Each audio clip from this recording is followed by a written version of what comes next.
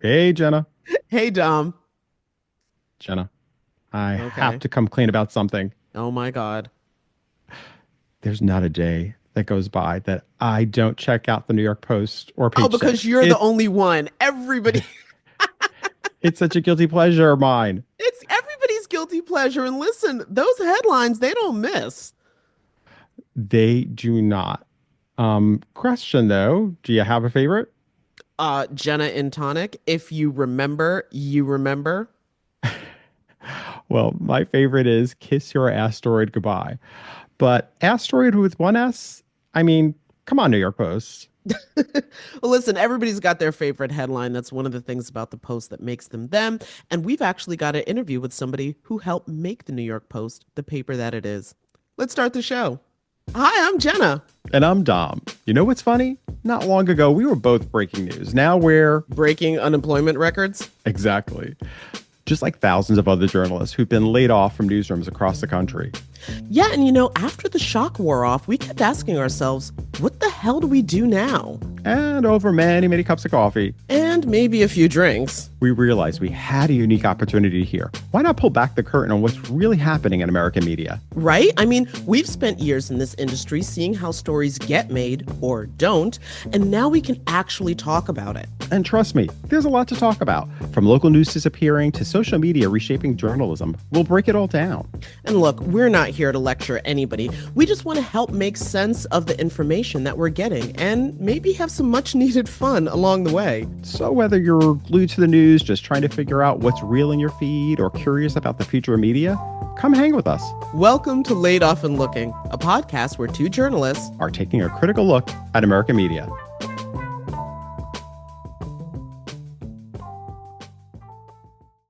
Okay, so Dom, we're going to do things a little bit different this week. Hmm. And instead of talking about the stories behind the headlines, we're just going to talk about the headlines.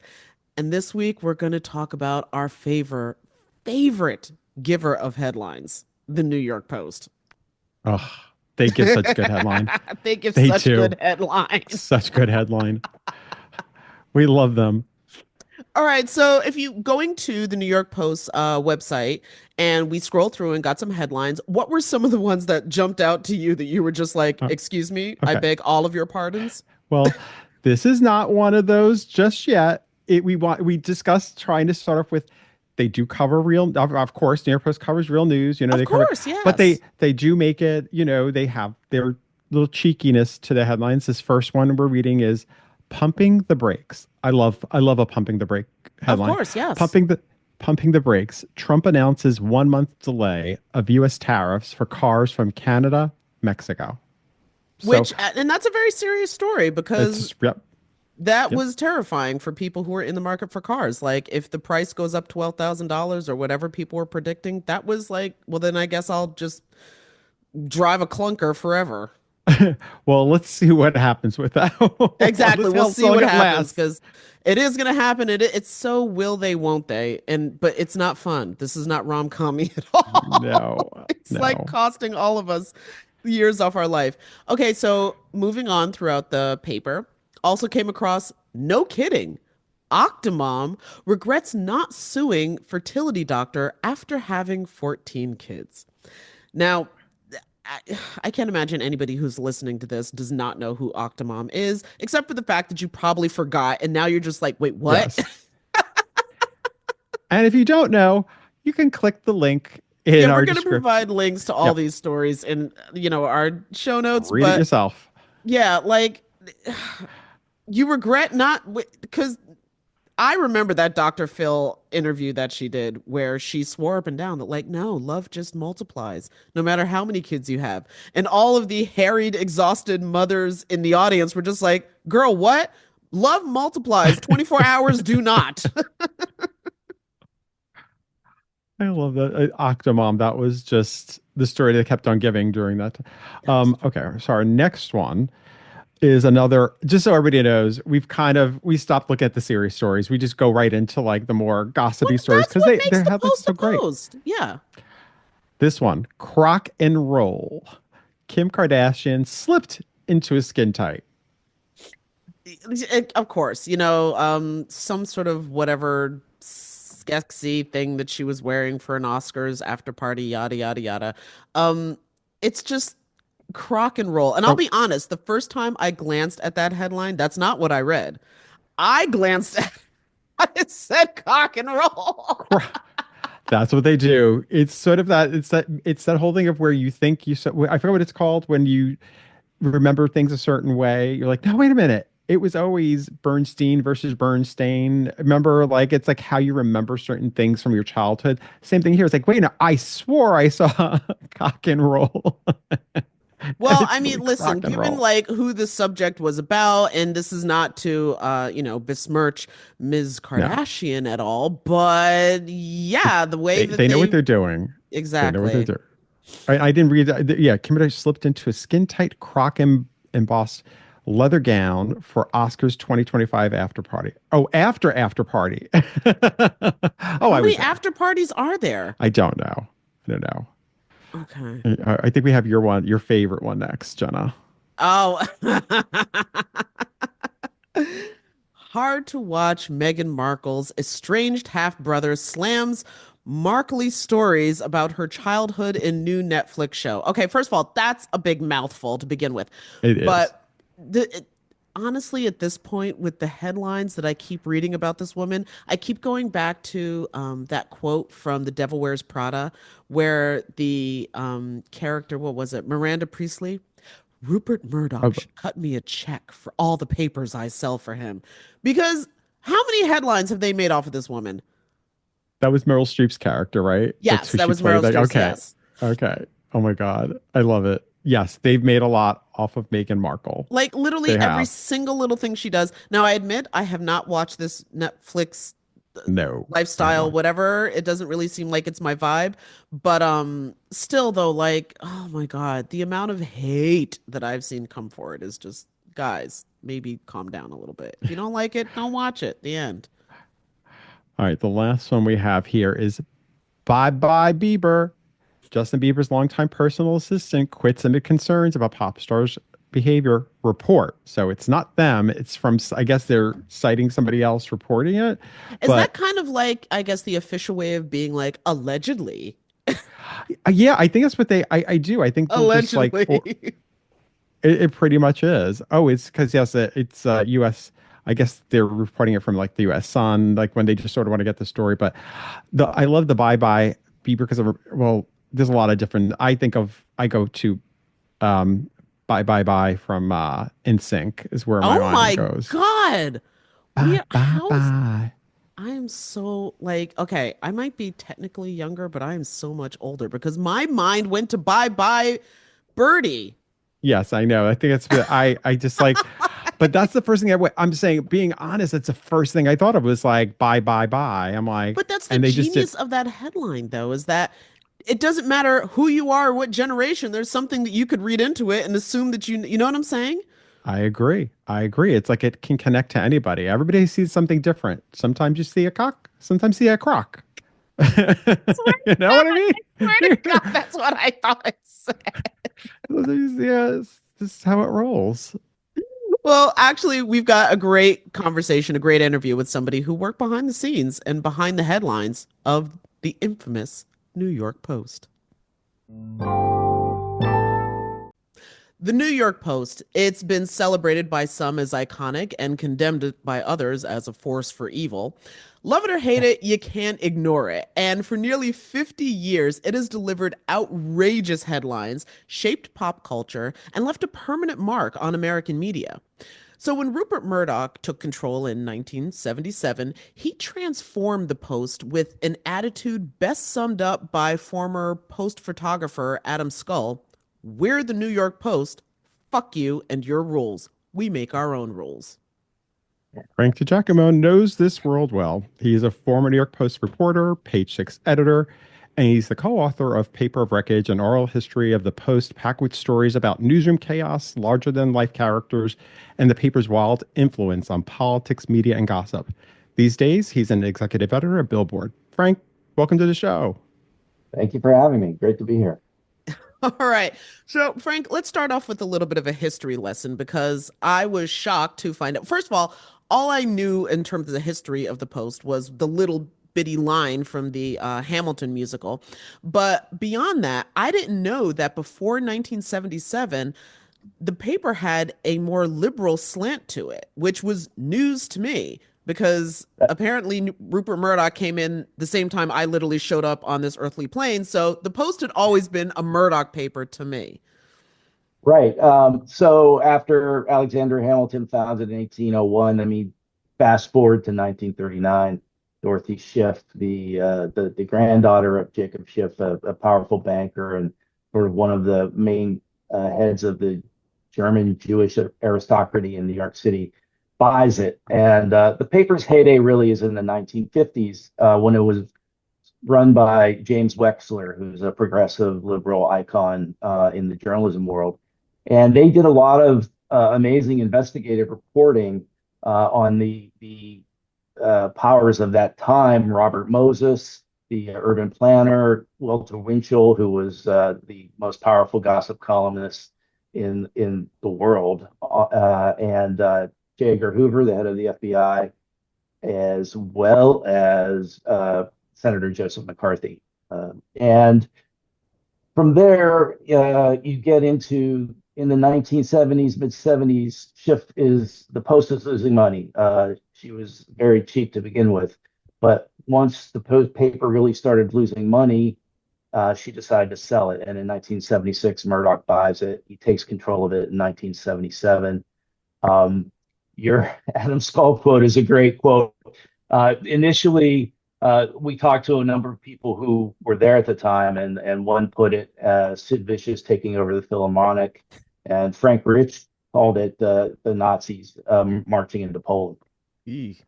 Well, I know the title of your book, actually, Paper of Wreckage, comes from the nickname that the staffers had of the Post because they were like, we're a paper of wreckage, not we're anything but a paper of record. So were they in on the attitude of everybody who worked there was really in on the attitude of the Post? Yeah, you have to start with, and you probably recognize this. There's a gallows humor is the favorite kind of humor of people who work in newspapers, especially at tabloids. In terms of pushing the limits of journalism and maybe stepping over the ethics of journalism, it was a choice at the Post. They never forced you to do anything that you wouldn't do. Some people like to play fast and loose with the facts. Other people were not going to make that move. And, we saw a lot of excellent journalists, in fact, Pulitzer winning journalists leave the Post and then get the prize. I mean, Devlin Barrett, Maggie Haberman. So it produced a lot of fantastic journalists. It also produced a lot of prevaricators. That's definitely a good way to put it. Okay, so how would you then describe what the paper's role was in American media? Because it seems like what started at the Post has rippled out throughout the rest of the country. Yeah, I think the Post is underestimated in terms of its effect on journalism. It's really the foundation of Murdoch's American empire. He comes into the United States. First, he buys some tabloids in Texas, but it's not until he moves to New York, which is the capital of media, and he establishes the Post, which is shocking, but it gets people's attention. And the one thing that Murdoch does, whether you like him or not, is he understands what the public wants. And Hmm. also, in terms of the Post, being a little bit schizophrenic in that he made it appealing to both the blue collar workers in the city and the Wall Streeters who read it on their train home. So it was this mix of high and low. And so from there, the Post establishes itself. It was not a liberal paper initially. I'm sorry, it was a liberal paper under Dorothy Schiff, very liberal and pro-Jewish. And once Murdoch buys it, it is not. He doesn't quickly change it into the conservative paper that it is today. In fact, the first political candidate he endorses is Ed Koch, who was very much a Democrat. Oh, And wow. yeah, and what he did do that was very unorthodox was start moving the endorsements of Koch to the front page of the paper, and really tilted. the coverage to pro Koch, and Koch was not really a leader in the race at that point, and the Post is largely responsible for electing Ed Koch. Wow. Okay. I never would have, but of course, again, I would have been too young to really appreciate that. But You were an embryo. exactly. But so given everything that was taking place in 77, at the time when Murdoch took over, as you were saying, one of the big stories that was happening in New York was, of course, the Son of Sam killings, David Berkowitz. And at the time, the Daily News, from what I understand, was beating the Post when it came to scoops on the stories and, selling papers and etc. And so Rupert Murdoch, if I understand correctly, put pressure on the newsroom to catch up. What, how would you describe that urgency and the lengths that at the time Post reporters then took to make sure that they beat the New York Daily News in those headlines and those scoops? Well, so Jimmy Breslin at the Daily News was the guy who was leading the Son of Sam coverage. David Berkowitz actually wrote him a letter, which he published, and that really set Murdoch on fire, and he was essentially whipping his reporters to get ahead of the story at the time, and really, I guess the personification of the Post at that time and then later is a guy named Steve Dunleavy, Australian. Murdoch imported him, and Dunleavy is on the case. He at first is not making any traction, but Son of Sam's last victim, Stacy Moskowitz, when she was killed, he rushed to the hospital and impersonated a hospital employee, I believe it was a grief counselor, and managed to take the mother of Stacy Moskowitz, get her into a separate room, and just have her download everything she was feeling. She did not know he was a reporter at that time. So the next day, the story appears, and the amazing thing to me is that Stacy Moskowitz's mother did not object. She liked the coverage so much, and she became a source for the paper. She became one of the Post's exclusive sources on that case. And there was even a rumor that Steve Dunleavy had an affair with her, which is a rumor, but we heard it. Somehow fits for the Post. Yes. Well, and Steve Dunleavy. Yes. You know, Frank, there was also, I mean, I think I always remember page 6 being kind of, that was the column that everybody was reading. And you see blind items that everybody used to be talking about, like, who are they talking about? And it was something back then that, looking back, really probably put a lot of fear into the people who were featured in the column back then. Now, you were part of page 6, you were an editor there. Tell us a little bit about how that worked. How did it work, being part of that kind of machine where, dealing with publicists and having people come after you and also developing relationships within that world? Well, so page 6 was the first day that Murdoch published his version of the paper. Page 6 was in it. It was an idea of his from the very beginning. Transplanted from the Fleet Street papers. It was a smart idea in that it was not tied to a personality. It was a joint effort so that if someone left, they could be replaced and not missed by whoever's reading it. Initially, and this carried on into when I was there, Murdoch wanted this not to be strictly about celebrities. He wanted it to be very New York, about the powerful in New York. That included the television networks, politicians. There was a lot of political items on page 6. And New York was sort of rebounding at that time. It had come out of the 70s when it had come close to bankruptcy. And so we had all these characters like Donald Trump and like the Ian Schrager and Steve Rubell at Studio 54. So there were all these New York characters that became sort of part of page 6's novel, which is a serial novel published 5 times a week. And it became a powerful tool both for the Post because everyone read it, and then for the people who learned to feed items to it. One of those people was Roy Cohn, and who was a very big source of Page Six. Now, when I was there, Cohn had already died. I was there. I started as a freelancer in '89, and I was there through '92 or three. It's funny, I'm forgetting already. Um, it was at that time. It was celebrity was really kind of taking over at in American culture. And you also had the point where publicists were also taking more control of their clients and regulating uh, what they said and what they released. It was sort of the emergence of Tom Cruise. So a lot of what we got was obtained by going out at night and confronting people, asking them questions, observing their behavior, and also sources who were feeding us. While I was there, the big story, and actually was so big that they took it from Page Six, and it became a long running. I think it's the second most consecutive covers of the at the Post.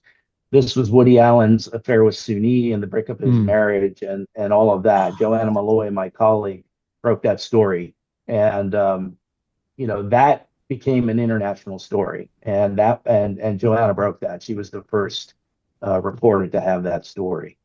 And the thing about Page Six is it could be confrontational. Um, and I remember being at a very powerful entertainment attorney's lawyer, and Robert De Niro was a client of his.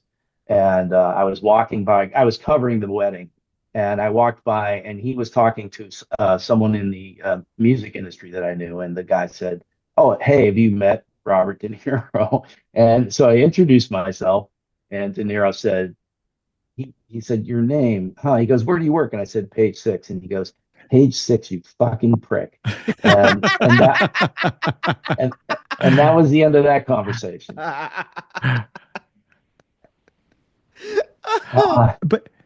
But it's toned down a lot. I mean, from compared to then, don't you think? I mean, it feels much, at least for me, I feel like I don't know about everybody else, but I know for me, I feel like the Page Six feels a lot much more in line with mainstream gossip today or blogs or whatever.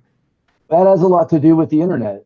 You can publish gossip instantly. The celebrities have learned to use social media to tell their stories and control the narrative. So I still think Page Six manages to get a lot of scoops. I know that Elon Musk has been quoted in the paper. I'm pretty sure they broke uh, the breakup of Jeff Bezos's marriage. So they're still breaking stuff, but a lot of it is, stuff that I think are fed through reality shows. You see a lot of Kim Kardashian and the Real Housewives, and that's just because it's hard to break stories in this age when news is instant. Well, that is certainly the truth. Um, but in addition to the news that Page Six may or may not be able to break, one thing that has been consistent about the Post, at least as long as I've been aware of it, is the headlines. And so when we were Yes. preparing when we were preparing for this, Dom and I were going back and forth over some of our favorites. Some of which we might be embarrassed to admit, some not. But so let's see. Some of the headlines that really stood out to both of us were, of course, Ford to City, drop dead. That was Right. Well, great. wait, that was the Daily News. Oh, that was the Daily News. Oh, That was the see, Daily News. Yeah. this was the other thing that we were having is that, like, we forgot that some of the Daily News headlines were as good, if not better, than the Post. Because what I Well, always thought was, oh, Dom, what were you going to say? yeah, no, you were saying, no, you were saying, remember you had that Yeah, one my headline that you absolute thought, favorite headline that I ever saw on a New York tabline was Dark Side of the Loon, which I attributed to the Post for years and years and years until we were preparing for this. And it was like, no, that was the Daily News. What was It that story about? That was about the astronaut who oh my had the love goodness, triangle with the guy in Cape Oh, Canaveral and yeah. then drove in Oh, diapers. right. in the Oh my dark. God. That's right. That's right. Anyway, Well, look, the tabloid, the Daily News and the Post were fighting it out. for survival, especially when I was there. Both papers were in severe financial straits, and I was there not well, Murdoch did not own the paper when I was there. Peter Calico, the real estate developer, owned it. So the competition was fierce, brutal, It and felt like it. it often showed in the headlines. One of my favorite recent ones is Grand Theft Ottoman, which was when Eric Adams was indicted over the Turkish alleged bribes. But the Post, you've probably heard the famous Post headline, "Headless Body and Topless Yeah. Bar," Yep. which is probably the most, and if you've actually read that story, what actually happened, it's not a funny story in any way. So, they often would come up with the headlines before the story was written and filed, and then the story was fit to the headline, which is How pretty does that interesting. even Which work? is wild. Yeah, Yeah. how does that? You do a lot of rewriting and cutting. And this was largely in the Murdoch days in the beginning. And then some of the greatest headlines were never published. And Wait, there were I know lines one. that were too far for the Post? Yes, yes. There was a very big story in 1980, I believe, where a violinist for the Metropolitan Opera was taken to the roof and eventually thrown off down into a shaftway and died. Oh my And goodness. the headline that they considered was "Fiddler Off the Roof," but that was not used. And then Yeah, no, not cool, even for the no. Post. And then I don't know, you're probably too young for the Covenant House scandal, but Bruce Ritter was the head of Covenant House, an organization that took in homeless teens and youth. And I've since heard about it, but yeah. yes, he had an affair with a male prostitute who was there, and it became a huge scandal. And in fact, the Post broke that story, and probably should have gotten a Pulitzer Prize for it. But we were the paper of wreckage, not the paper of record. But the headlines that were going around that time were pretty salacious and never printed. The male prostitute's name was Kevin Kite, and one of the headlines thrown around was "Our Father who art in heaven," and then "Kingdom Come," in which "come" was spelled C-U-M. Of Oh course my. it was. Well, that was a thing though, Frank. Like I noticed that looking back at some of those headlines, I was telling Jenna, I was like, I don't want to read those because they're, it was a different time. You know what I mean? Now, I That is a remember those thing. headlines back then, but you saying those same headlines today, you feel, I don't, it just makes you feel a certain way. Like I don't feel comfortable saying this and laughing about it because Right. it really is very different. They've also evolved too, though, correct? Like they've also evolved over time. Like they still try to put a headline together, but at the same point, they're well, I don't know if I should say I'm thinking back to some of the stories I've been clicking and I'm not sure if actually they have, but they seem much more evolved than back then. Yes and no.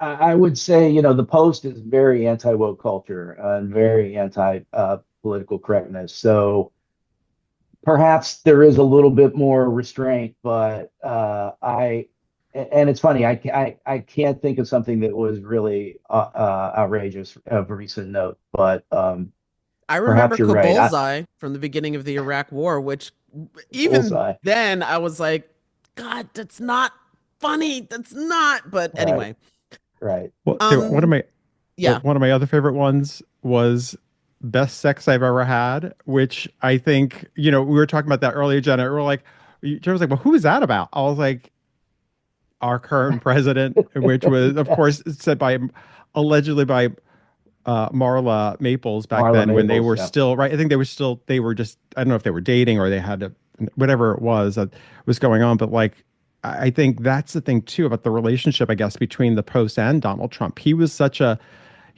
big figure within that world of wasn't he the New York calling in as Post. his own press secretary at one point? Yes, Allegedly. Richard Barron. What I Yes. find it interesting that his son's name is Barron. I wonder Mm. where there's a Pure connection there. coincidence. You know what? I didn't think of that. I didn't put that together. The best sex I ever had is I believe arguably the second most famous post headline. Yes, and it was attributed to Marla Maples, who the next day denied it. Newsstand sales were all important at that time, and an editor told me that three people sold the paper off the newsstands: John Gotti, the mafia kingpin, George Steinbrenner, the owner of the Yankees, and Donald Trump. And mostly when Donald Trump was involved with another woman, which is why so many of the woods, as the cover is called, the cover headline, were about him and another woman.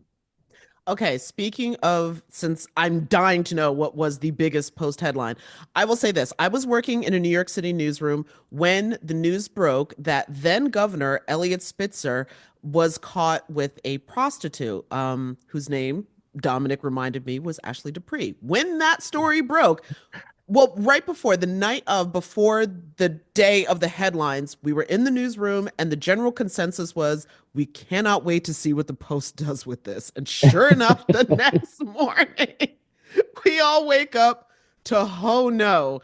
And so Oh no. did that make the top 10? Because I thought that was chef's kiss genius. Well, Murdoch was there's a story where Murdoch is sitting in his private plane when he gets the call from the editor at the time, Carl Allen, about this breaking, and he was rubbing his hands with glee and like saying this headline has to be great. So apparently it was one of his favorite headlines. Supposedly, the best sex I ever had, and the coverage. I think there were 8 days of coverage after that, or it was one of 8 days of coverage. Lifted the Post circulation by 150,000, according to the Post. Wow. Yeah, and I think that's again, I think that's the second most popular, and I don't know in terms of circulation what Headless Body did, but that's the one that is most often cited. And actually, the writer of that headline ended up on the David Letterman show, so it made a big ripple. Well, it's interesting because like really back then, the Post really was um on its own. Like it seemed to really create it was an early day what cable news sort of became, like when Fox News, which is owned, of course, by Rupert Murdoch. Um, was it the was it the paper that kind of created this kind of divide within the media and within the political world too? It's kind of like us versus them, especially with a lot of people who are reading the Post. I definitely know in New York, a lot of people reading the Post were particular, usually working class and had a different type of maybe a little bit more, of course, conservative. Totally. And again, I think the Post is not, I mean, I don't know if credit's the word, but the Post is, I think the influence over the media we have today is huge because so Murdoch starts the Post, and then when he's forced to sell it by Ted Kennedy, he has already expanded into television. He starts a network, the Fox network, and one of the first shows that's created is A Current Affair.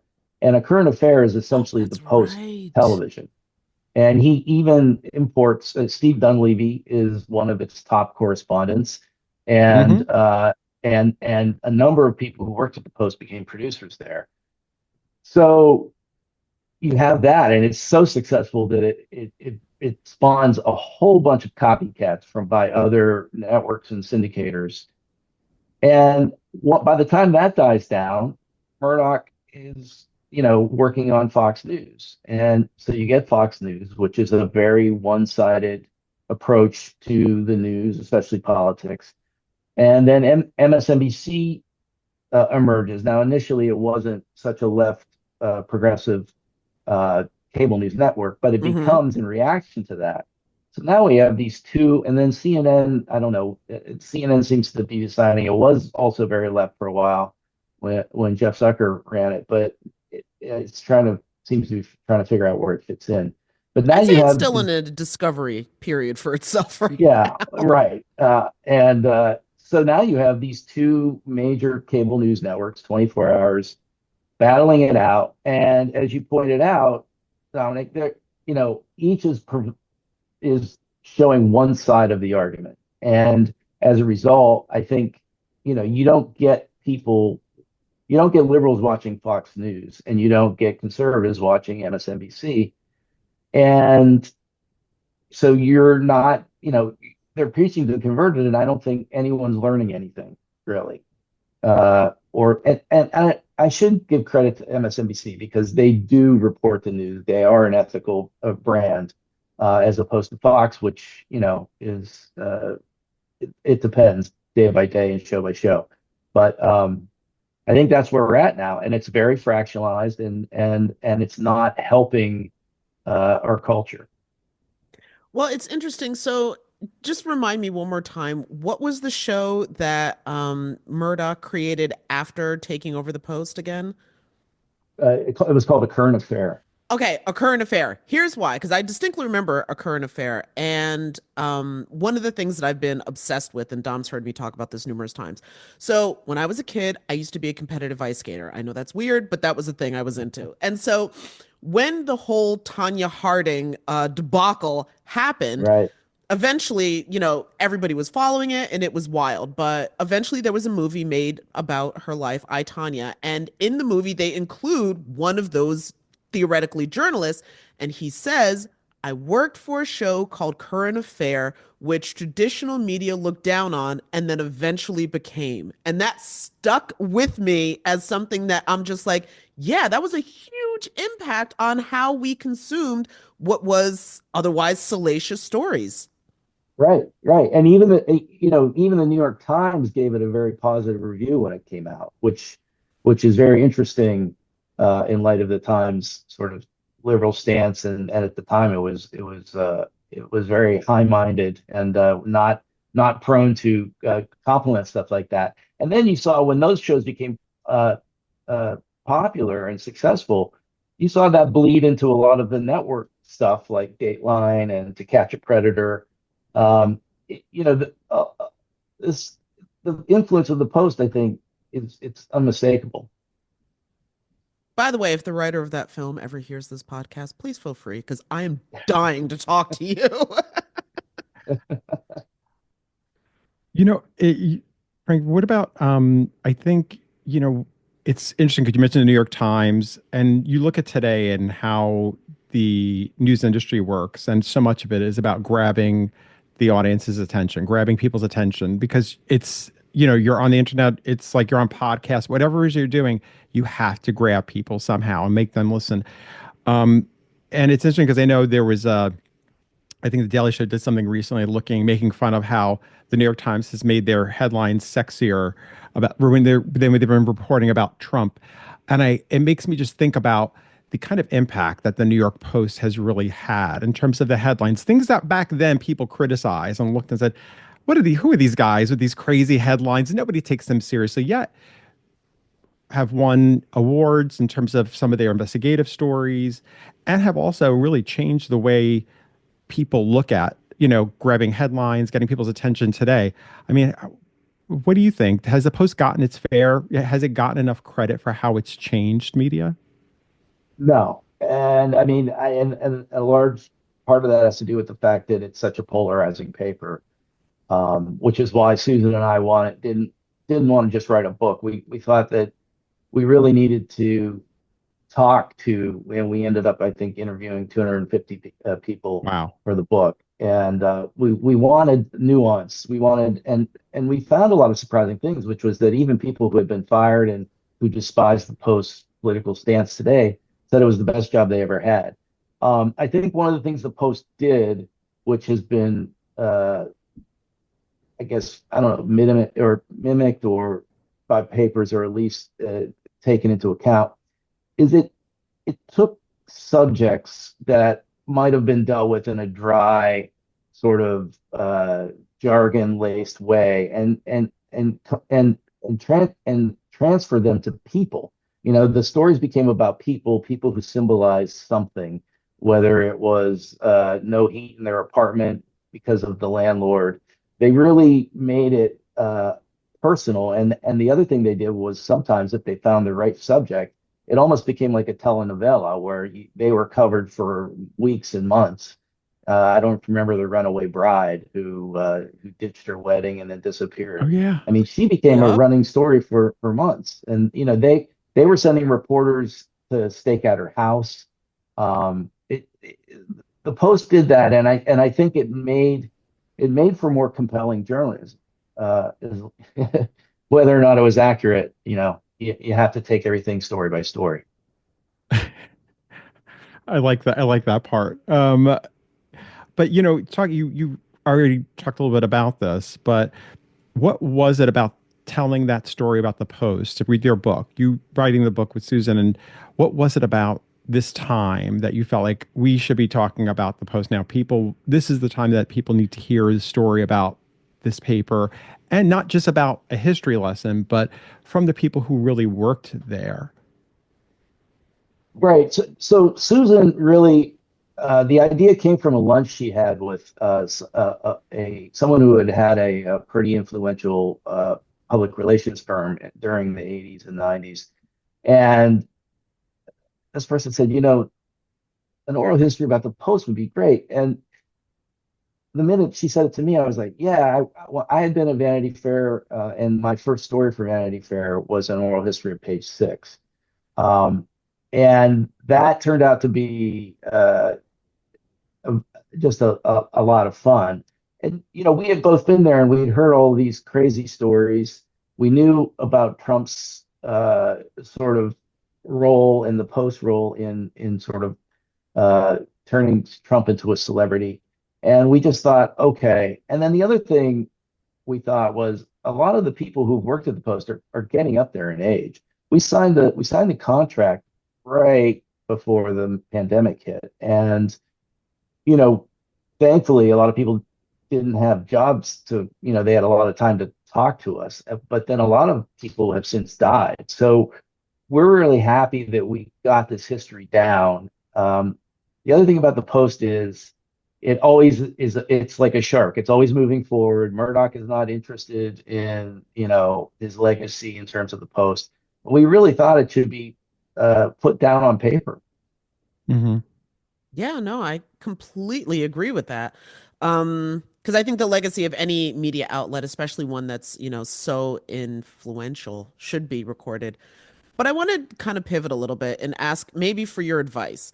So I think I'm a pretty good journalist and reporter, but I'm terrible at headlines. I'm the worst. I don't know. I'm too literal. I'm not good at it.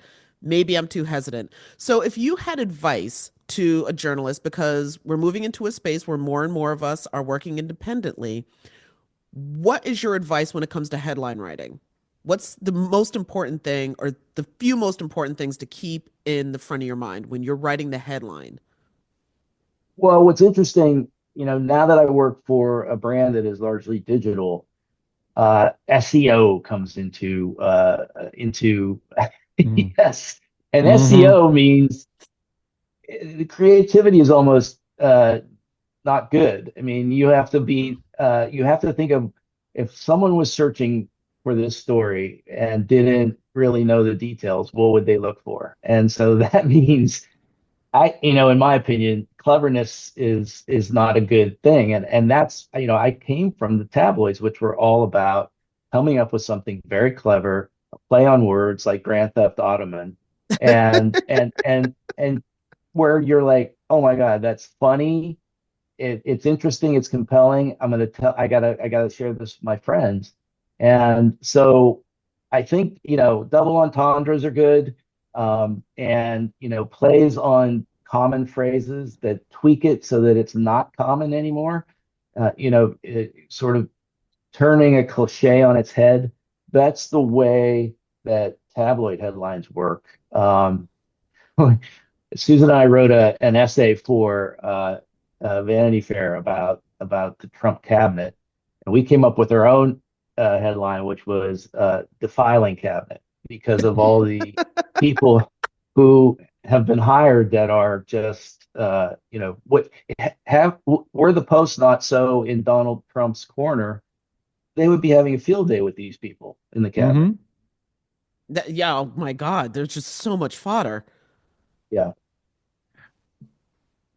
Well, I guess kind of gotten to the point, Frank, where we ask all our guests at the end to talk about what made you want to pursue a career in journalism. All right. uh, The big no, Deep question. breath. I was very fortunate to in high school. My high school, I'm from Youngstown, Ohio. I went to a school called Portman High School, and we had a journalism program, and it was run by this amazing woman, Dolores P. Sullivan, who had a beehive hairdo, and she had gotten polio, so she had an arm that was paralyzed, and she would hit it and put it on her side and go, wow. And but she was amazing. She taught us all the basics of journalism. She was a taskmaster, and she ran the paper. And so I was named one of the co-editors in my senior year. I loved it. And the other thing that she did was she would enter the paper in the Columbia Scholastic Journalism Program awards. Forgive me. And we would often be nominated. I think we won a couple of times. And so Dolores, who loved New York City, took whoever was allowed to go with their parents to New York City for the awards. And at night, she would go to Broadway plays, and we would run wild in the city. And for a boy from Ohio, New York was just amazing. And this was when it was still a fairly dangerous place, but I knew I wanted to live there. And so in college, I went to the University of Pittsburgh, and they had a journalism. I worked for an entertainment supplement there called Showcase, and they even paid us, which was incredible. And I love that too. And so I moved to New York as soon as I graduated from college, and got a job at a trade magazine about television, and then it went from there. Funny thing is that when I was in college, I wanted to become a psychologist, a clinical psychologist, but I just loved journalism so much, and I found that I could use what I learned, because real journalism really is about people and understanding why people, or at least attempting to understand why people do what they do. So it has benefited me. And I think that's always been what's the draw for me is, yeah, Hmm. understanding Same. people's decisions, even the ones that I don't understand or agree with, but I'm Hmm. still genuinely, in Yeah, fact, the more I disagree with it, the more fascinated I am. right. And there's plenty of that today. Woo. We've got Oh, yeah, there's no end to Well, listen, we want to thank you so much, Frank, for joining us. Cannot emphasize enough. The book is called Paper of Wreckage, filled with the stories that Frank's been telling us and so much more. But it's Paper of Wreckage, the rogues, renegades, wise guys, wankers, and relentless reporters who redefined American media. Thank you so much for taking time to speak thank you, with us. Frank. This has been great. I really enjoyed it. Thank you so much. All right. Later.